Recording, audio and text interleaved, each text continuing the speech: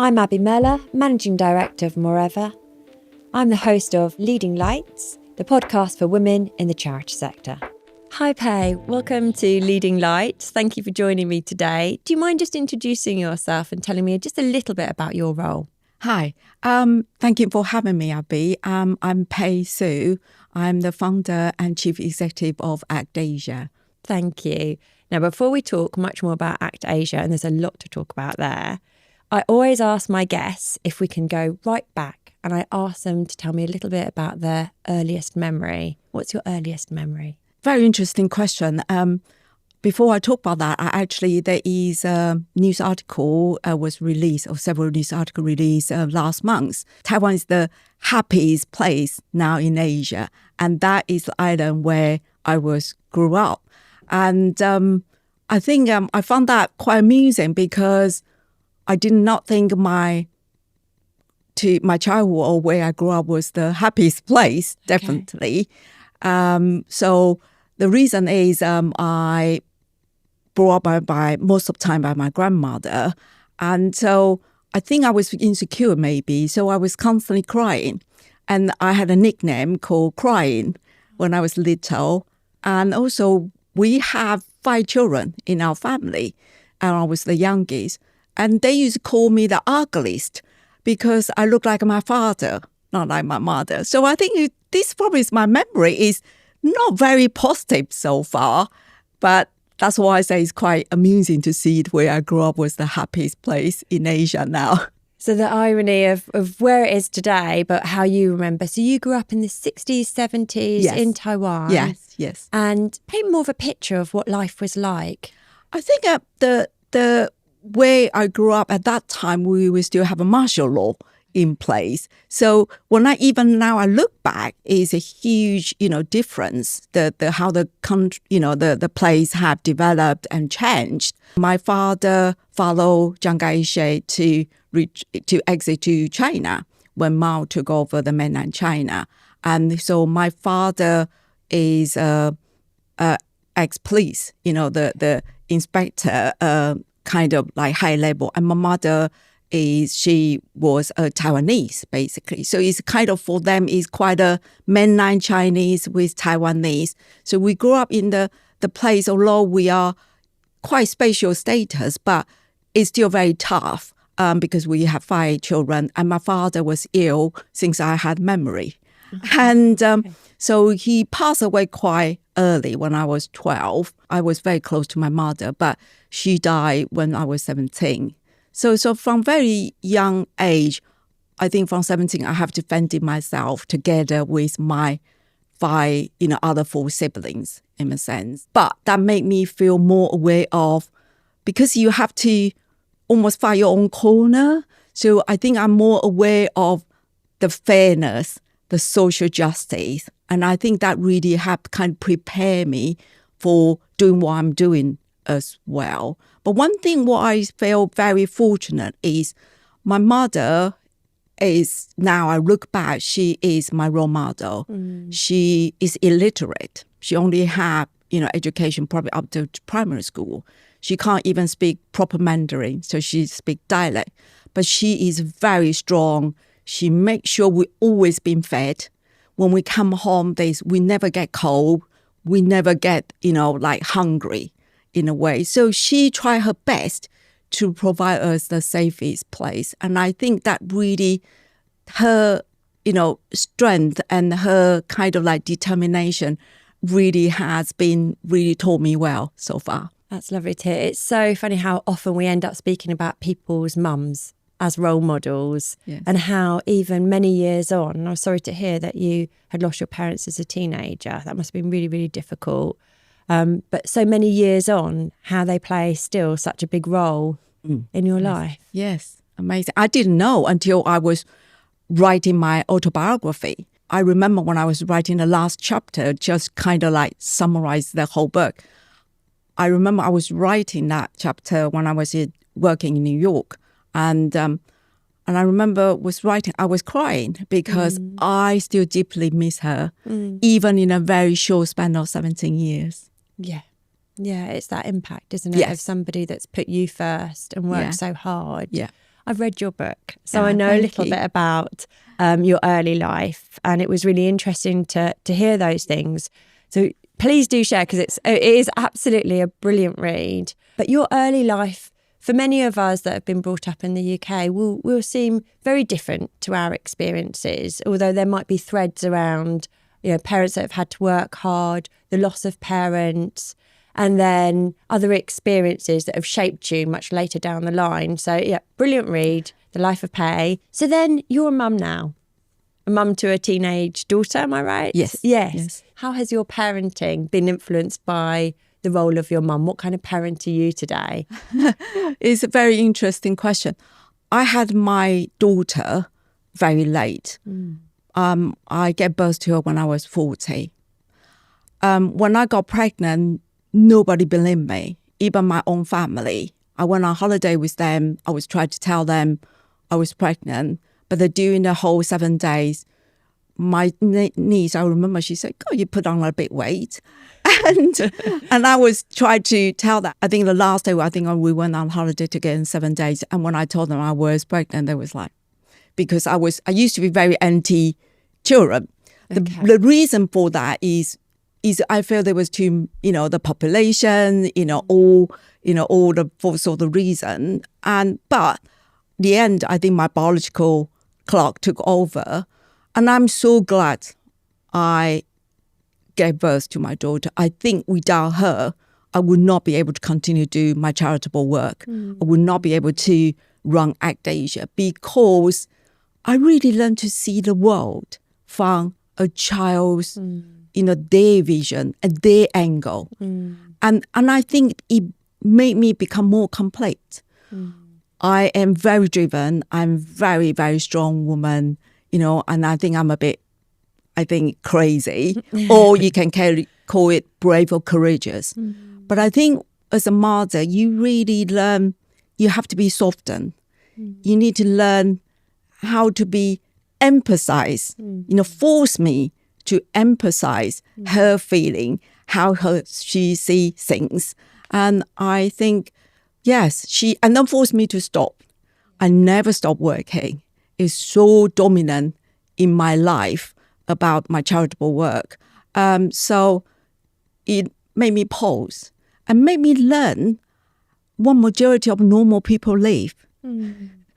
I remember my husband, he works in media. He always said, you've got to remember most people have very limited time of what you are interested. So I really learned from how most of people, they care.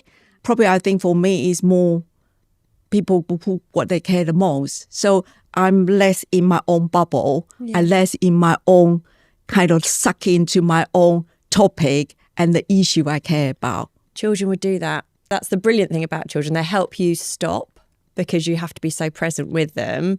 And as you say, you see it through the lens of your children, which is like the gift of being a parent. And also other parents as well. Otherwise, I tend to be your friend only is we work in the same community. Yes. Either the people they care about human rights or animal protection or environmental protection. So you kind of like be able to meet people, they are not in the course. Yeah. And I think to people me, outside of your circle. Yes. So to me is, again, that helped me when I set up ACTAsia. I really feel like we can't just preach in a choir. We need to broaden our tent, and actually make me determine I want to be a mainstream. I think most of my life, probably first 20 years, I will see I'm more kind of like, you're different or you probably somewhere in Asia where we see extremists, because you're thinking something is a pioneer, you are advocating something people are not used to here. So you probably just not mainstream. But I think since I set up ACTAsia, I really feel I should be in the mainstream because we care. The people care should not become the alien species, basically. Well, we must talk about ACTAsia in more detail, but I was just thinking very much with your daughter about the differences and the similarities in your childhoods, because your daughter's been raised here in the UK, is that right? Yes. Yes. So I suppose there must be some similarities, but there must be so many differences to the childhood that you knew. What would those main differences be?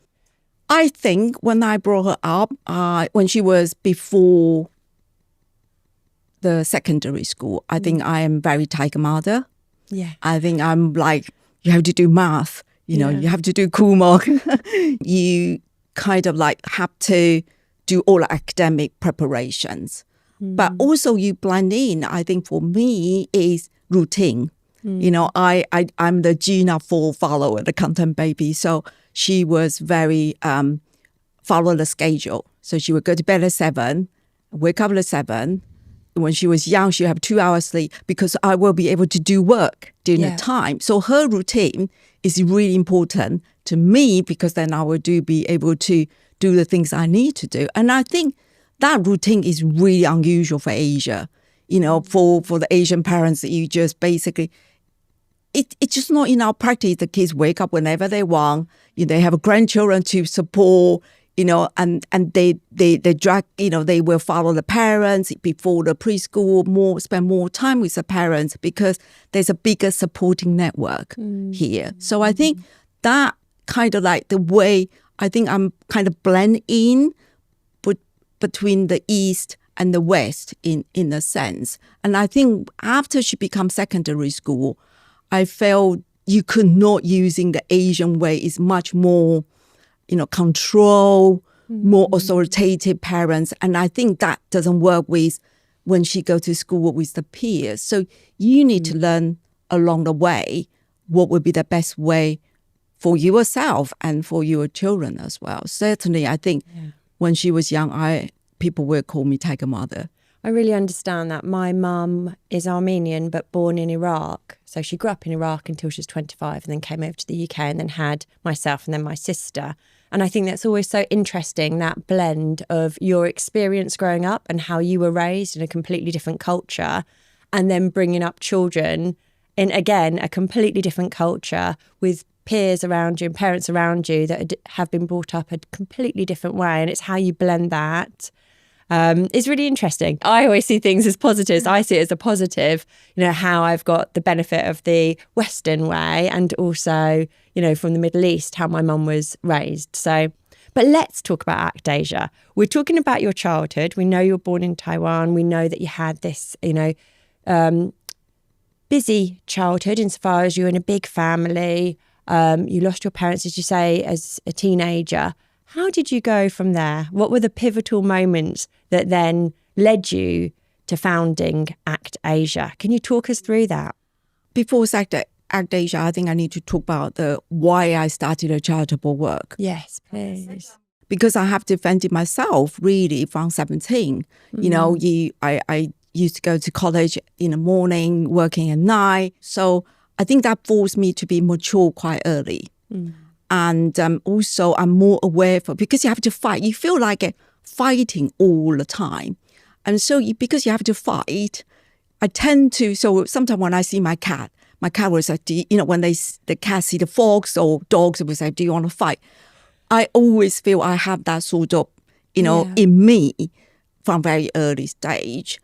And so for that, I see the unfairness, social injustice.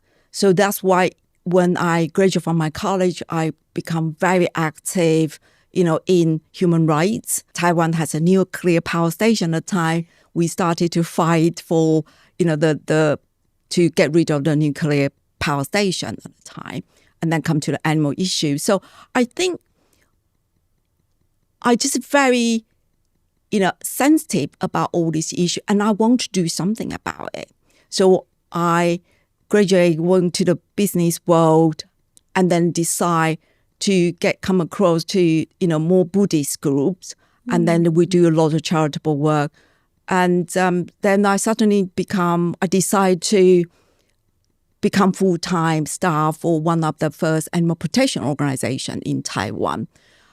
For me, that is really eye-opener because you see the human suffering and the environmental, loss of habitat, law issue, but the degree of animal suffering in Taiwan at the time were just phenomenal.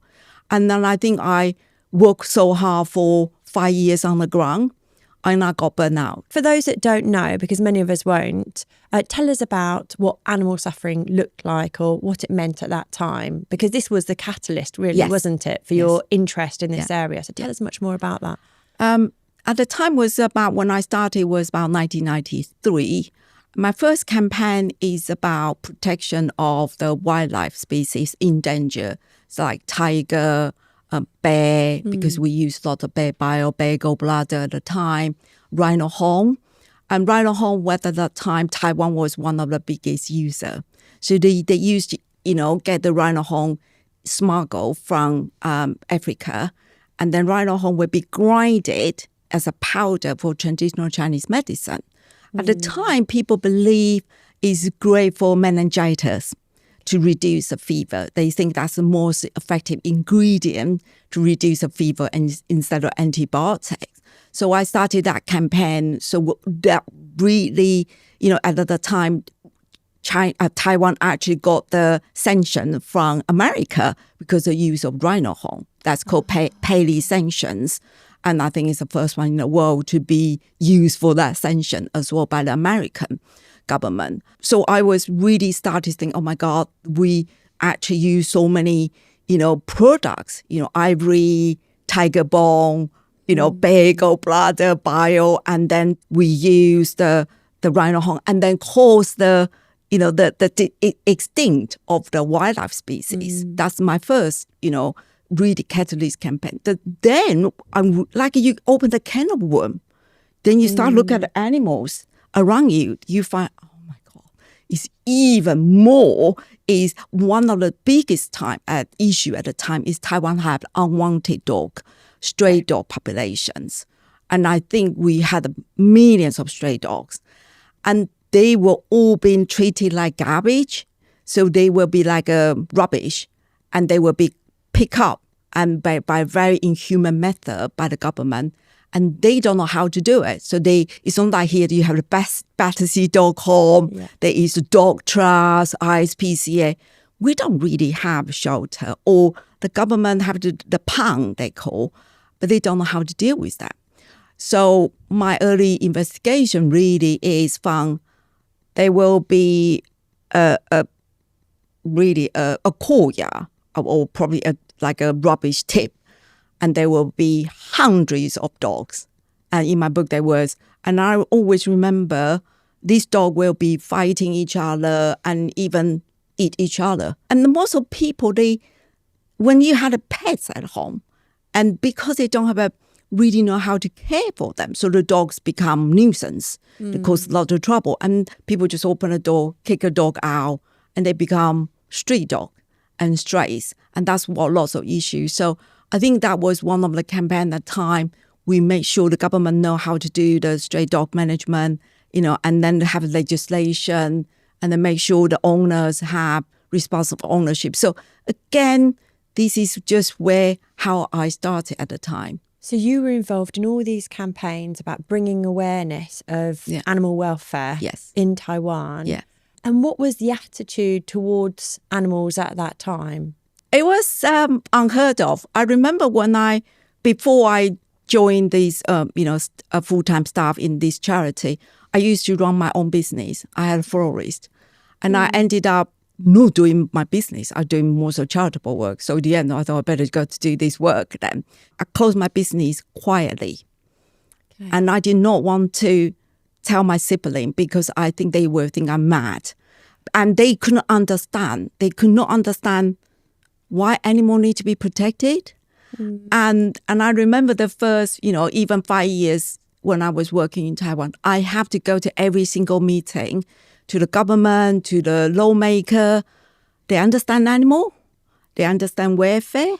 But when you say animal welfare, they're like, I'm a Buddhist. They always say, I'm a Buddhist. I try to be vegetarian. So they just think about animal welfare mean vegetarian. Yeah. And so they do not understand welfare actually is science. You can measure the behavior, it's care, And so for them, this is just lots of taboos, really. It's still very early stage of to understand. Even today, when I work in most Asia country, one of the main topic or main, point I'm trying to raise, animals are sentient beings. Mm-hmm. They are living creatures.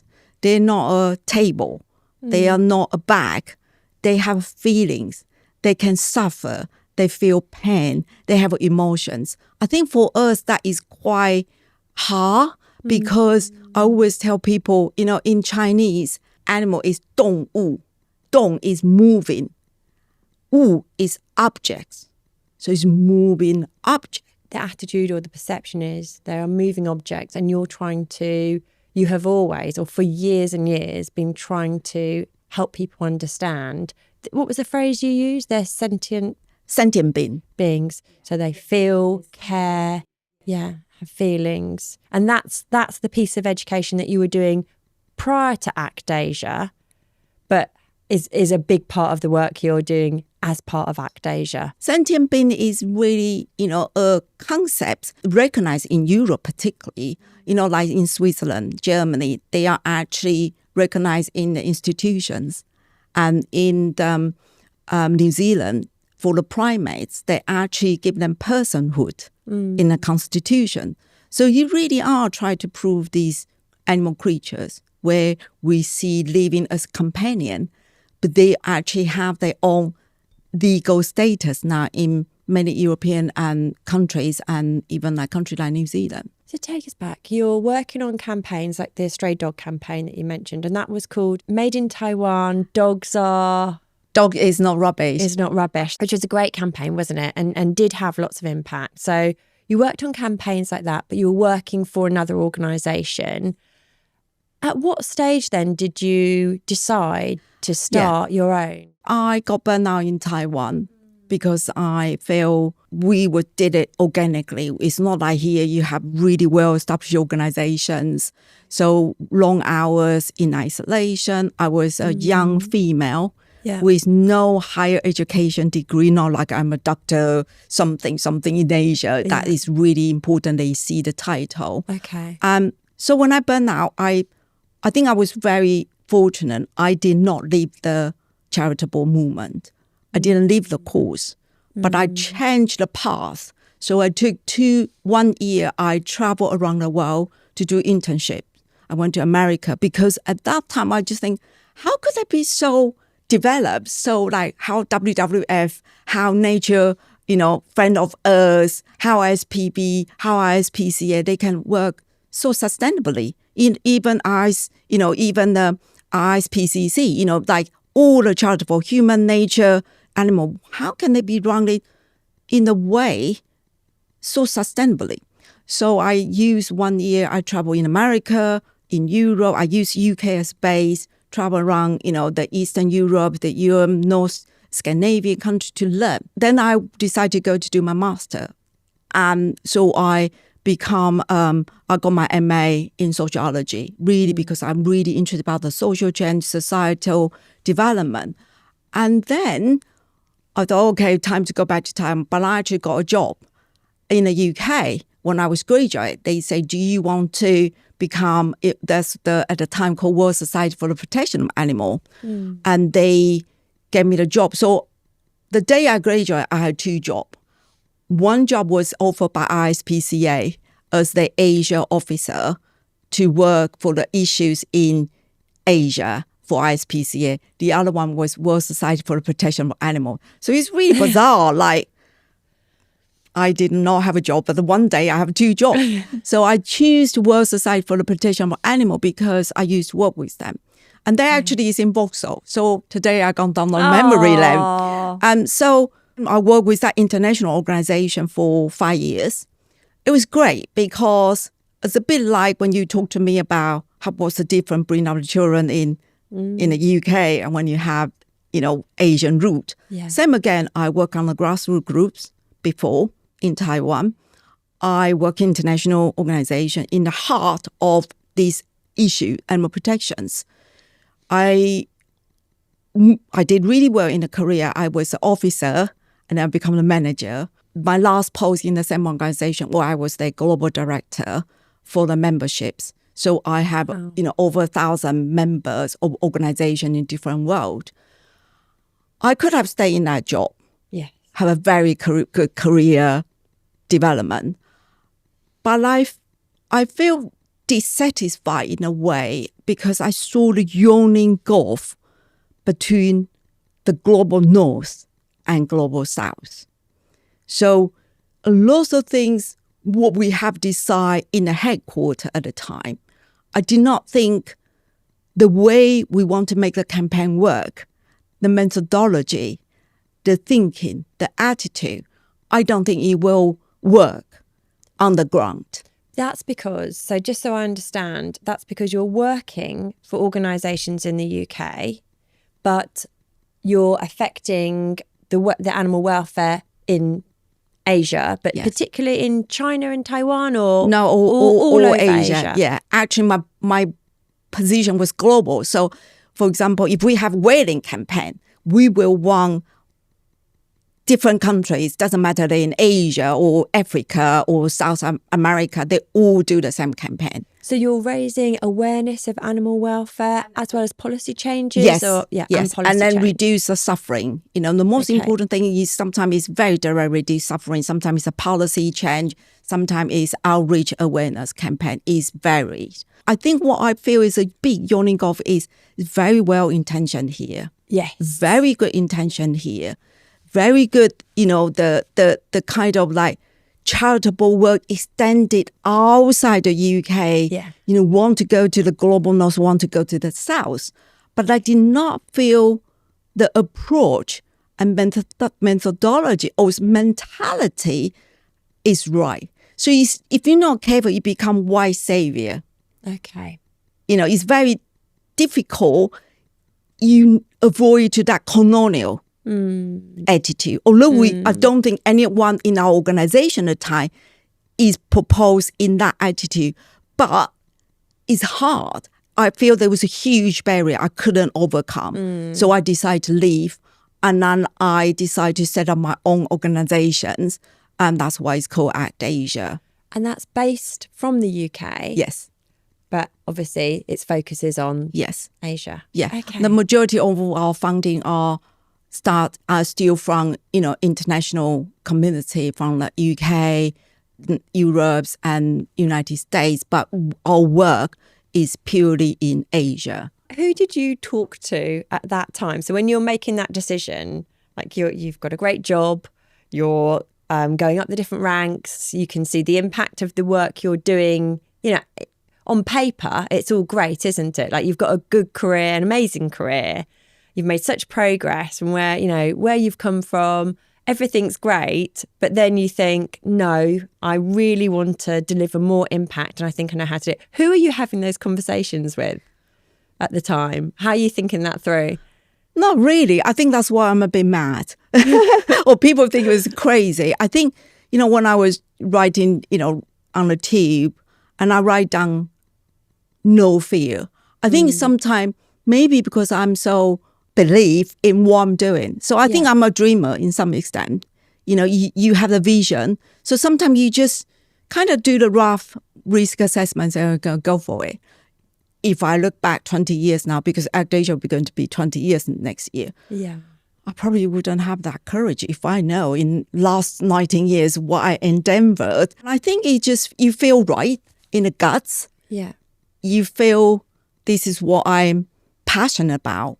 Why can I do it? And then I think I talked to two partners, and then we kind of like say, okay, can you work together with me? And I remember one of my colleagues at the World Society for the Protection of Animals, he said to me, he used to sit next to me, and he's my senior director. He's very, genuine. And he said to me, you're just going to start.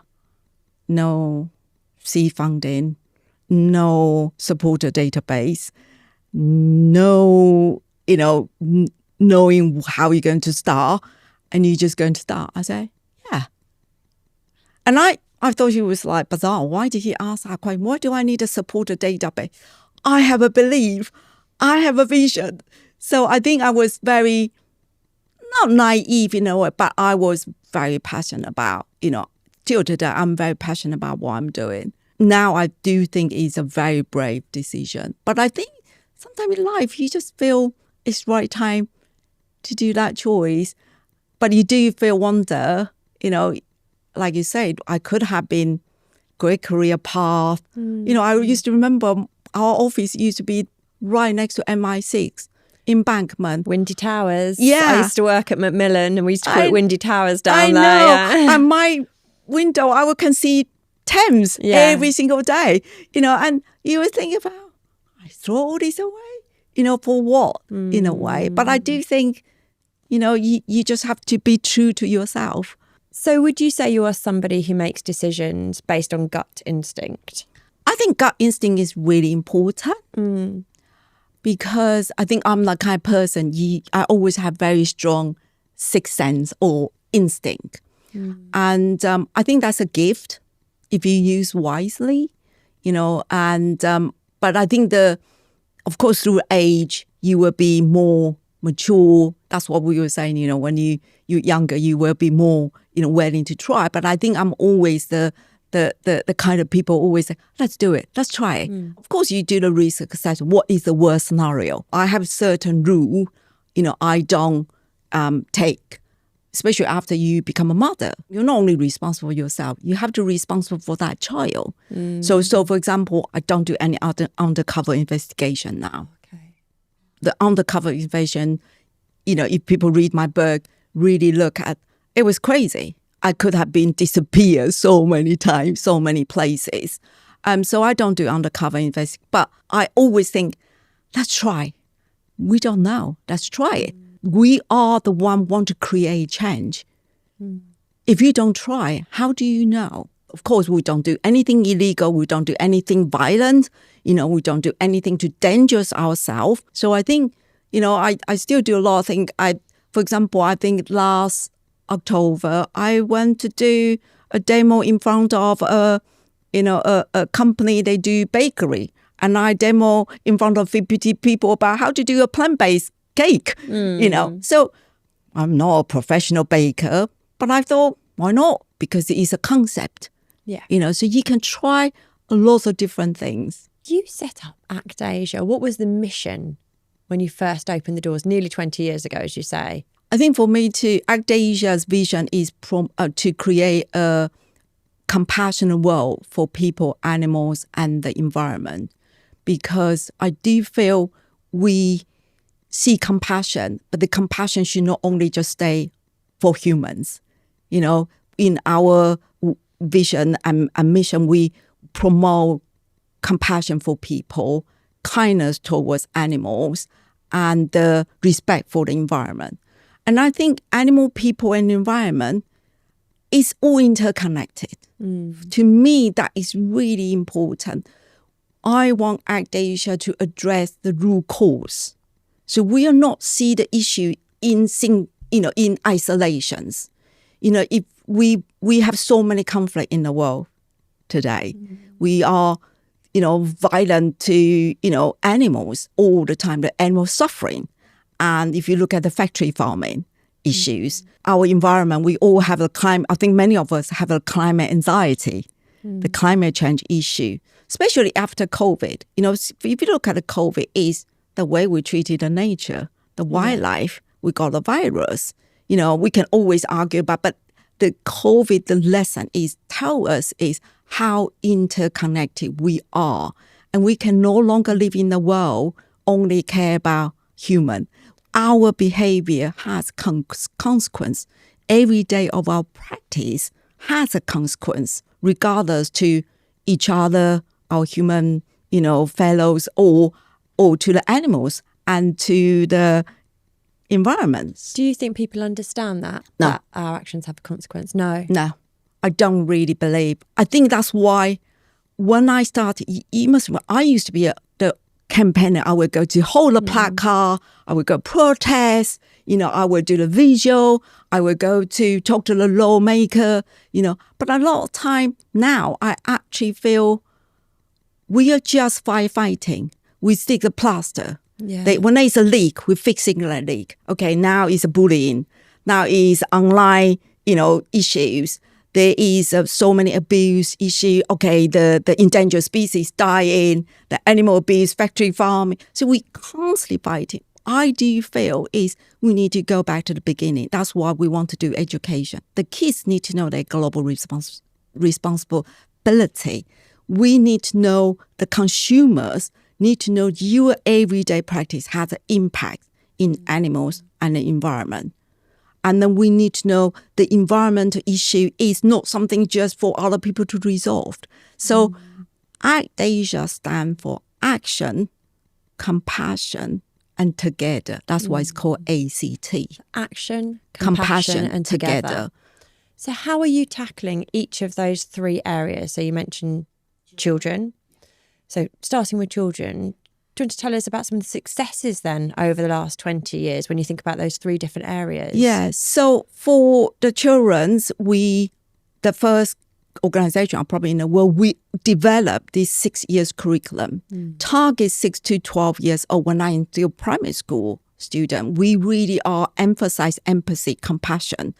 And then through the empathy, compassion to enable the kids to learn why is protect environment important, why is respect, the elderly or other people important, and why they should be taking responsibility to look after animals. So the curriculum is enable the teachers to pick up the curriculum and to teach in the school. So I always say, our program, the education is called Caring for Life. The kids need to learn how to be a human and responsible person when they are young. And that is as important as literature, science, math. We emphasize more and more about academic ability. Now with AI, that I always say, I say to all the teachers we train, if you just become a knowledge giver, you will be out of job.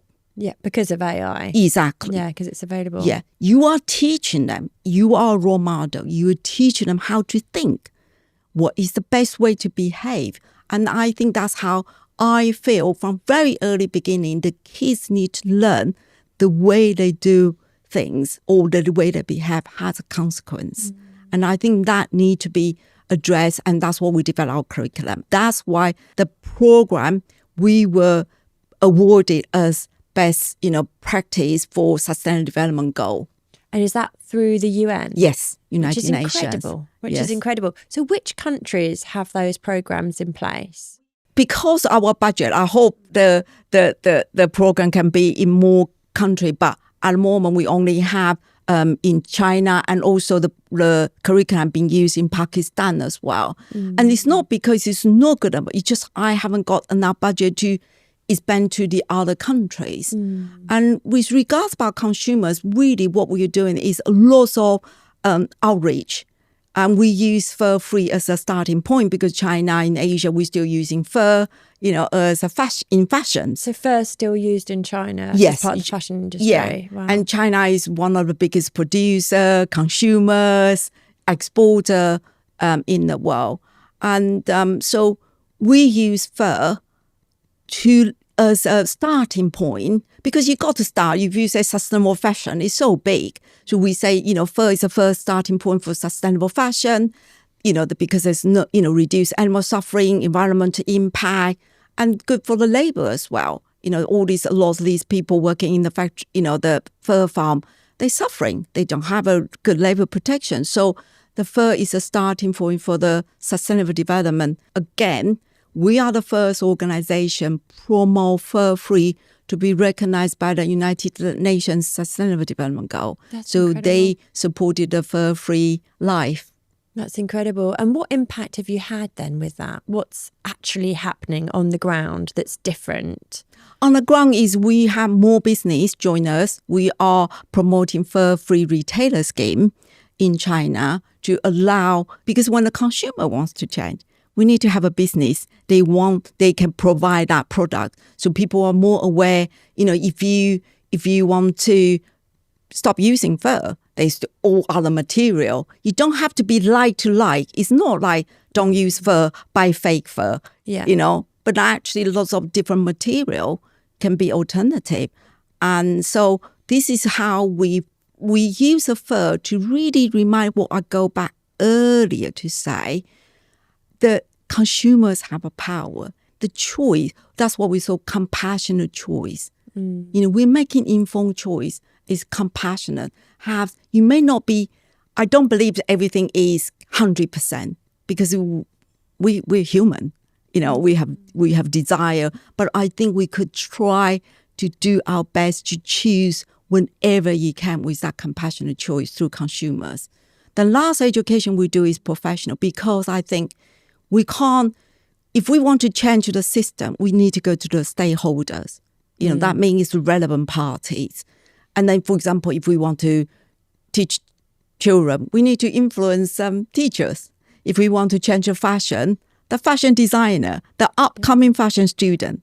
If we want to change the lawmaker have to understand what you are saying.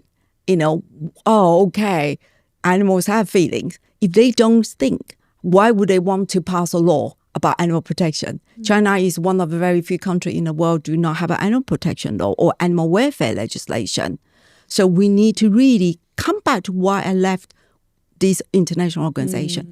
Is we need to see that yawning gulf. That's how I see it.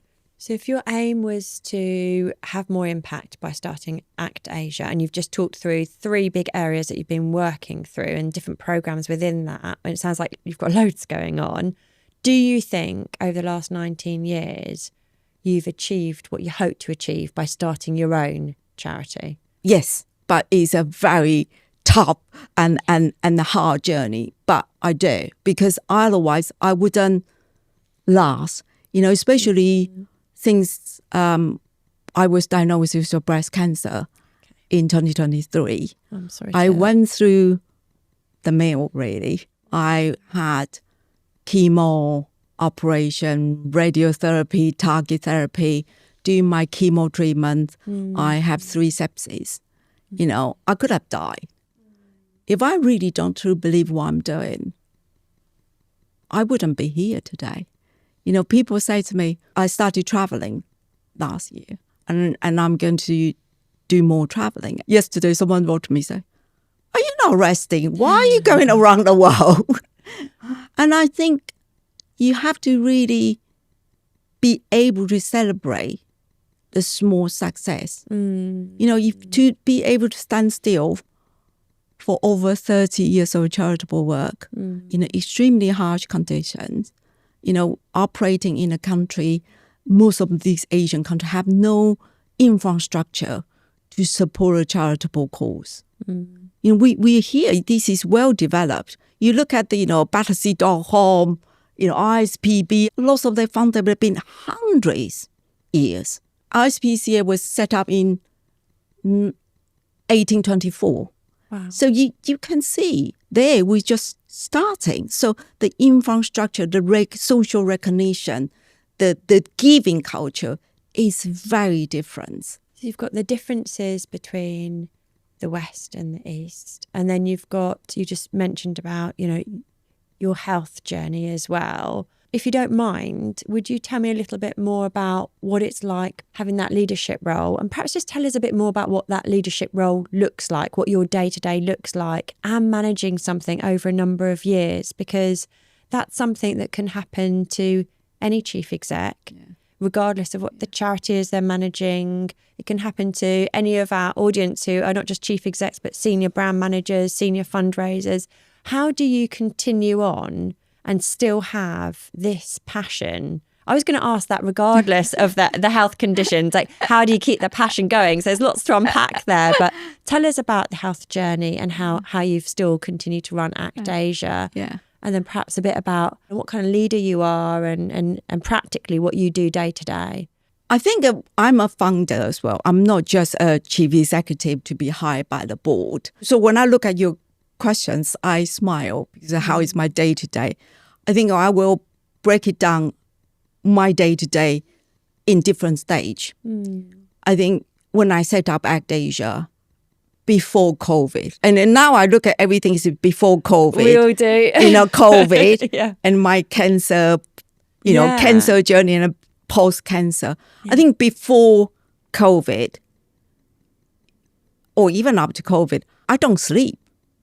I sleep very little because I run organization. The majority of staff is 8 hours ahead or 7 hours ahead of me. So when I go to bed 12 o'clock, they starting. Yeah. So I started to, and then because I don't want to delay them for 8 hours. So at 12 o'clock, I start to read their message, this, and then I will quickly reply to them. So it's very often when I read, I don't go to bed until 2 or 3. So you're getting 5-6 hours sleep a night, and then you're doing your job. Yeah. So when I go to bed, the China style, when I wake up, they already have more things to ask me. In the afternoon, the American style. Okay. So I used to have to support our, donor, etc. I have to deal with America. We used to be more active before COVID with Australia. I was like British Empire. The flag was never done, really. Yes. I used to work really long hours. And the day-to-day is thanks to be a woman. We're very good at multitasking, So, you will do all different roles, different countries, everything. And especially we are, still a relatively small, it's not tiny, but we still are relatively small compared to with, much bigger organizations. So you, as a CEO, you still have to roll the sleep up, do a lot of work to support your staff on the ground because, again, you have to think they are still infancy charity movement. So not all the staff is as professional as here. So that you have to give them lots of hand-holding support in that way. I think during the COVID time, I think I nearly have a nerve breakdown because of my menopause. The year of 2020, I always remember. And I know that menopause is now more open to be discussed. Yeah. I actually suffer a lot from menopause. What sort of symptoms were you having at that time? I think make my mood very low. And when I'm depressed, I always cry. I took my daughter and my family, we went to Isle of Wight when the gap was open. So we went for a half term, October. It was great. I'd sit by the Airbnb cottage, look at the sea. It was beautiful. They were asleep. It was early morning, having my coffee. And I could not stop crying. And that's the moment I know I'm not well. I need to go to see my GP because I used to think, menopause, you will go away. Yeah. But actually it did affect me. And especially it was very stressful because, any business or the charity would know, COVID hit everyone. We were so worried. I used to go travel around the world to fundraise, begging for money. I couldn't do any of that. I thought, oh my God, this is the end of ACTAsia. I thought all our work will need to stop. But actually, the crisis of COVID become project-wise, we did really well. We never stopped for the COVID because we were China, we were on the ground zero. We used that to advocate for the link between human, animal, and the environment. So we actually was busier, but it was very scary, COVID time. So the COVID time, it was become even more stress in the unknown area at the time. Out of COVID, when you think, things can back to new normal, then I was diagnosed with breast cancer. When I got my cancer, the first reaction I had was, you got to be kidding me. I look at the sky, so you got to be kidding me. Haven't I suffered enough my whole life? And then I really thought it was a nuisance. First thing I thought was, I have no time to be ill. You got to be kidding me. I'm so busy. Why are you doing this? But actually, when I look back now, like I said, COVID was a crisis, but we make it as an advantage. I think I'm quite grateful to my cancer, actually. Why is that? I think my cancer forced me to stop. My cancer forced me to really look at the way I live. I was very mean to myself. I think during the COVID time, because of menopause, I couldn't eat. I was very bloated. That's one of my symptoms. I couldn't eat. I lost 5 kilos. I think the GP thought I had a stomach cancer at the time. Gosh. Instead of menopause symptom. And so my cancer actually, I felt forced me to look at myself, to eat better, to try to sleep more. That's still the one I'm working on.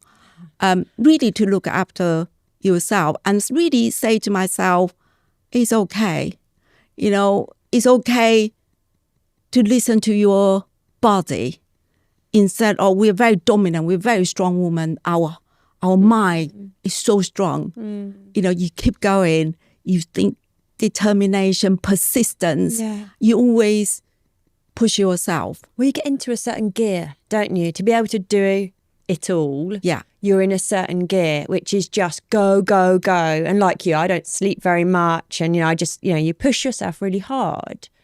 To change gear, it either takes something monumental, like a cancer diagnosis, or who knows what else. But it's really hard, isn't it, as a woman, well, for anyone, if you're in a particular gear and you've been in that gear for a really long time, to switch gears. Yeah. And that's why I said the cancer really was the biggest force, because I think someone up there say, that is the only way you will stop. And I had to stop, because when I was chemo, I was half dead in a way. And I'm not feeling guilty, because like you said, we're in that gear. When we actually change gear, we feel guilty. We feel guilty in so many different ways. The motherhood, I remember one of my close friends told me, motherhood is the biggest guilt trip in your life. You feel guilty to not doing this enough or not doing enough for your child, your children. So I feel cancer taught me to stop, really hard forced me to stop. I remember I was, lying there after the chemo, you have as many days you will not be function. But I didn't stop. I have never left ACTAsia even when I have been a chemo or cancer treatment. Why is that? The journey was so tough. And I think once you are so active to completely take it out, I think I probably would die really, mentally. So I think I kept it light. And I have a wonderful team. I think COVID and my cancer really made my team to grow. Yeah. And they say, you know what? You really can rest, leave to us. So sometimes we are so unconscious, we just want to do more to support them. It's a bit like our children. You have to say, it's time to let you go. And I think really is have a wonderful team. Now I have more say, okay, this is a meeting, can you guys do? And then we say, sure, no problem. It's the test of all those years of work, just like parenting. It's the test, isn't it? Like, when you need it, is it there? Have you built the right team? Are the right processes in place? Is everything there so you can step away? Yes. But that must have been, well, it clearly was such a milestone in your life. How is your health now today, Pei? I think I am good, free from cancer for the time being. You never know. I think I'm positive, but it's still tough because the drug I'm taking, people think your cancer finished now, but actually it never finished. It stay with you because you're still taking that, they still have the drugs, to prevent the cancer, and to, like me, I have to have these hormone blocker really to suppress your estrogen. So I still have lots of side effects. One of the side effects is low mood. Again, it's very tough, but you have to wake up. You say, what kind of leadership do you want to be? You need to be positive. And I think from the Asian culture, positive is not in our gene. We will grow up to be really harsh. That's why they call me ugliest child. And call me crying when I was little. What kind of psychological damage doing to the child? Positive reinforcement is not particularly our forte. That's not how we brought up. How do you do it? What helps you with that? I think I just have to really learn to be positive. And I want to be, what kind of leader? I want to be a leader to be inspirational. I say to all my team, every single meeting, this is not a job. Yes, for us, it is a job in a way. Yeah, but that's not wasting time. We're doing it because we believe it will make work. It may not always work, but when we start it, we know we're doing our best, to try to make it work.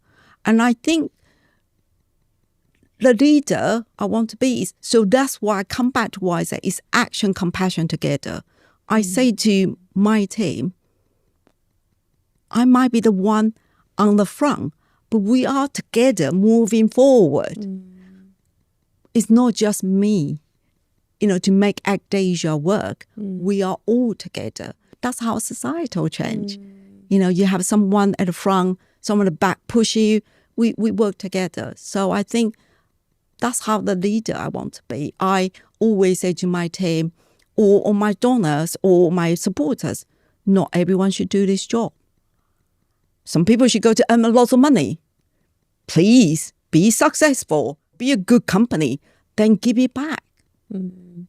So not everyone needs to be a volunteer. So do whatever you can, but play your role. In that role, you create that change. Was this always your destiny, Pei? I think so. I think, especially after COVID, after cancer, I think this is a calling. I know it sounds a bit cliche, but I do believe this is my calling. I think I had a gift. The gift is I had a vision. And the gift is, I know we can try this. I can find a way. Ideas. That's, a lot of entrepreneurs, they have ideas. And so I feel I had to give a vision and I know how to do that step by steps.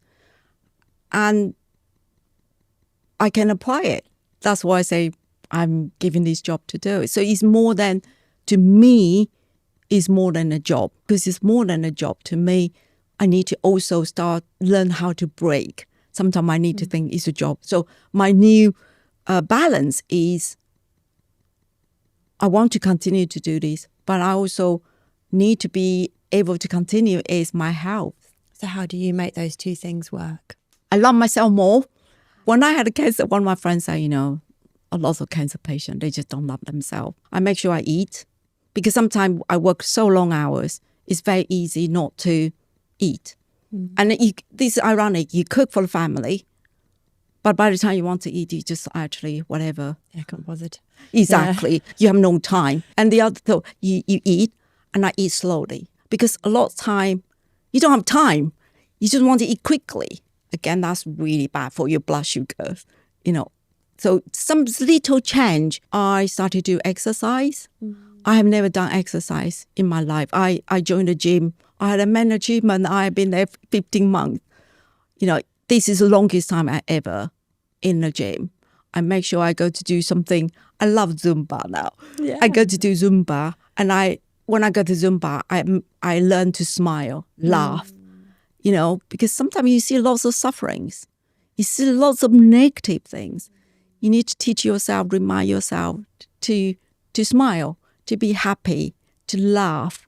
So I think for me is the balance is eat better, try to sleep a bit longer, still working on that. Just, slower pace to myself, do something I feel happy about it. I start knitting because I think otherwise it's very easy to feel stress. Like mindfulness tasks, aren't they? Yes. They're so like be in the moment tasks. Exactly. So I think lots of great ideas actually started from when you're not doing work. We will never switch off. No. It's part of our life. So what would you like ACTAsia's role to be in 5 years' time? I'm not going to be forever. And I think a lot of things I'm doing now is we are the trailblazer. We create a path. And I think more people can do more charitable work. More people can have the charitable cause is what ACTAsia do. I hope the education program will become part of national curriculum. And I hope the children's education can be in more countries. One thing I think is really important for me, for ACTAsia, is making more sustainable. We need to be more not end to meet. I hope we will get more support from regular giver, the major, regular donors.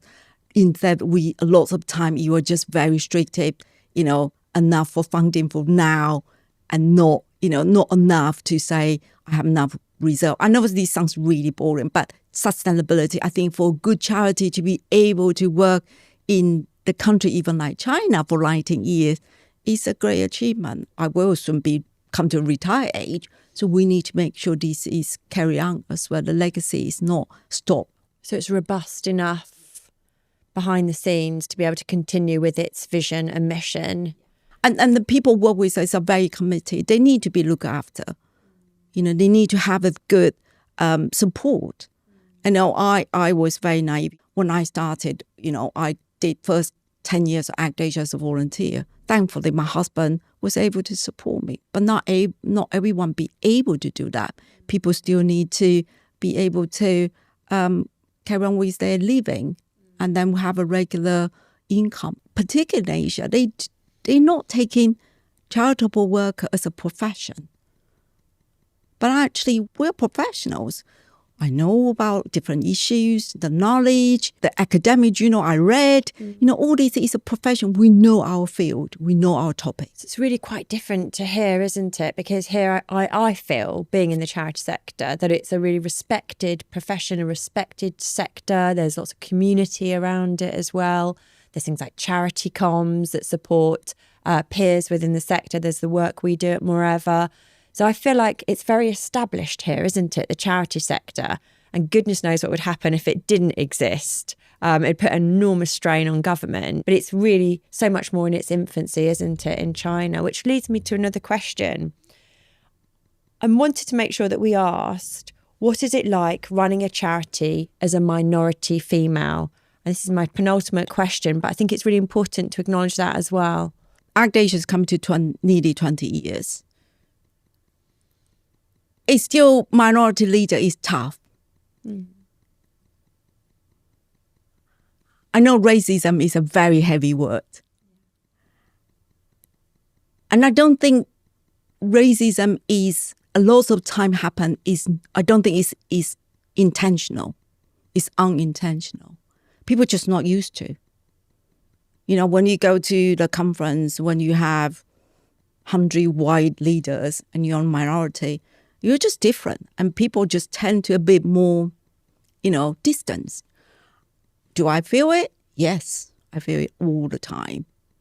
Sometimes you are picked or you are chosen not because the same professionalism, it's just because you tick the box for that EDI. Here is in the global north, I think is more aware, again, because you have a system in place. You have a policy to support. You have, enough of media to talk about it. So the environment is there. I think that same thing in the Asia, a female, leader in charitable is even harder to receive that respect. So it's respect. You don't feel like you have the same respect? I think the respect in terms of your professionalism, ability, the respect of the commitment you do. So it's layers of respect. Respect is big words. And I think that is still, hard. So when you are minority leader, when you are saying things is follow the status quo or the mainstream, you're okay. But as soon as you go further, it will be kind of more distanced or less welcomed. So, for example, there's a conference lately. I started getting a bit more outspoken. I feel with the experience I have, I will use a stronger word. So latest, I submitted speaking abstract. The title was, how do we make sure the giving to support a developed country avoid to be white saviors practice? Okay. So you worded that? Yeah. Yeah. Something like that. So you're being more direct, bolder, maybe a bit more, not inflammatory, but a bit more disruptive, perhaps? Yeah. And I think probably because, like I said, I feel I was close to death. I'm not close. I think death look at me. Life is really short. You never really know what's going to happen. So I feel a little bit more, I want to be a bit more open and less hold back, I think, in a way. But I'm never the person to hold back. But I think a lot of time I learn to be mellow a little bit, but I think sometimes I still want to give that reminder is, there are not many of us as a minority leader. I listened to your Mind interview, and a lot of things what the CEO of Mind, she said, I can connect. So, but I think what I'm not trying to say will not mistreat, but I do think lots of very subtle, chart barrier still existing. Yeah. There's work to be done, isn't there? And I think that's what I always have that sense after we have these conversations, still a lot of work to be done. We could have a whole conversation about that in itself. I've got completely lost in this conversation insofar as I've just totally been immersed in everything you're saying, Pei. I think you're an absolute astounding trailblazer. Your story from childhood to today is incredible. I've loved speaking to you. But before we finish, we have a closing tradition. We ask our chief execs if they could give one tip to somebody that is currently working at a charity who has ambitions to be the chief executive of that charity. What one tip would you give them? Reflection. What do you mean by that? I think today's world, you can have lots of tools. You can even go to AI to get you a psychotherapy. That's true. I read an article. There was someone was saying, I was depressed. Then I used AI to actually, I was talking to AI as a counselor. So I think there's a lot of tools in today's world. However, you as a person, we need a time out and to reflect. So when there is a challenge with a barrier, you will be able to find a way to carry on. There was a Chinese old saying, when you were asking, I keep coming, it's called 不忘初心. It means true to your original aspirations. Because along the way, there will be barrier, there will be temptations. Right? So you need to give a reflection to really make the right choice. I have along the way, sometimes the donor will say, if you do this, I will give you this. And you have to say, it's very tempting. You might say, no, I'm not getting that donation. It's sad. We can lose it. And then you're not going to kick yourself. So why would I be so stubborn? But actually, years later, it might prove you're right. I was right. And that was because I was true to my original aspiration. I remind myself, why am I doing what I'm doing? How did I start? And I think we need to bring that back. And to be able to bring it back, you need to have time to reflect. Tell me how that was said in Chinese again. 不忘, don't forget. 初 is the original heart. 不忘初心, don't forget. I think the word to word is don't forget the beginning of your heart or beginning of your mind. So that means it's true to your original aspirations. Thank you. Thank you, Pei. I really appreciate your time, especially as you are so busy. I think I've learned a lot today, and I'm sure our audience will too. Thank you. Thank you. I hope it's helpful to share my journey to give more people, aspiration, inspire, and people to continue to help. Like I say, you can help charity, or if you don't have, not everything is about money, your time or your practice every day, you can do something to make the change. 1 meal less meat, that is a start. Stop using a plastic bottle. Don't drink the bottled water. All this is making the change. Small daily changes. Yes, absolutely. Thank you. Thank you so much. Thank you. Thank you for listening to the Leading Lights podcast. Don't forget to subscribe and recommend us to your friends.